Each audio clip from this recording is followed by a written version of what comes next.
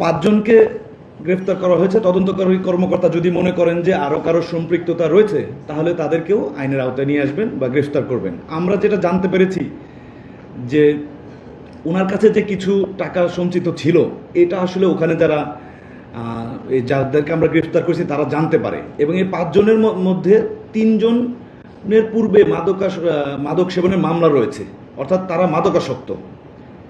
তো ধারণা করা যেতে পারে হয়তো যেহেতু তারা মাদকাসক্ত এই জন্য তাদের হয়তো বা টাকার প্রয়োজন ছিল, আর তারা যেহেতু জেনে যায় যে এই বৃদ্ধা মহিলার কাছে টাকা রয়েছে এবং উনি তো কথা বলতে পারেন না, উনি বাক প্রতিবন্ধী, যার কারণে এই টাকা নেওয়ার উদ্দেশ্যেই তার উপর হামলা করে বলে ধারণা করা যায়। টাকার অ্যামাউন্ট আনুমানিক 20,000 টাকা বলে আমরা তদন্তে পেয়েছি, হয়তো পরে আরও নিশ্চিত হওয়া যাবে, তবে এখনো পর্যন্ত যেটা আমরা জানতে পেরেছি যে আনুমানিক 20,000 টাকা।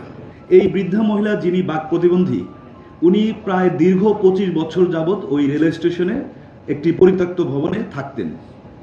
ওনাকে এলাকাবাসীও চিনতেন এবং তার প্রতি সদয় হয়ে তাকে বিভিন্ন সময় সাহায্য সহযোগিতা করতেন। স্টেশনে যে যাত্রীরা আসতেন তারাও সাহায্য সহযোগিতা করতেন। উনি নিজেও ছোটোখাটো কাজ করতেন এবং ওনার দীর্ঘদিনের সঞ্চিত অর্থ তার কাছে ছিল, এটা দুর্বৃত্তরা জেনে যায় এবং ধারণা করা যায় যে এই অর্থ নেওয়ার জন্যই তারা আসলে হামলা করে। পরবর্তীতে রেলওয়ে পুলিশ ভৈরব থানাতে ওই স্টেশনের যে সহকারী স্টেশন মাস্টার তিনি বাদী হয়ে 380, 323 এবং 506 ধারা অর্থাৎ চুরি, জখম এবং হত্যা চেষ্টার মামলা দায়ের করেন।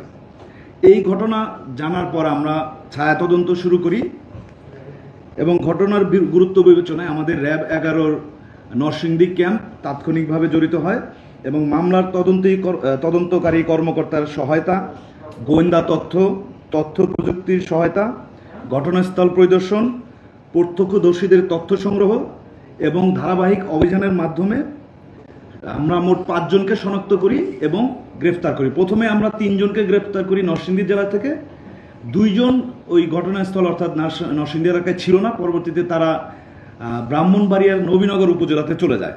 তখন আমরা আমাদের র্যাব 9-এর সহায়তায় ব্রাহ্মণবাড়িয়া থেকে গ্রেফতার করি।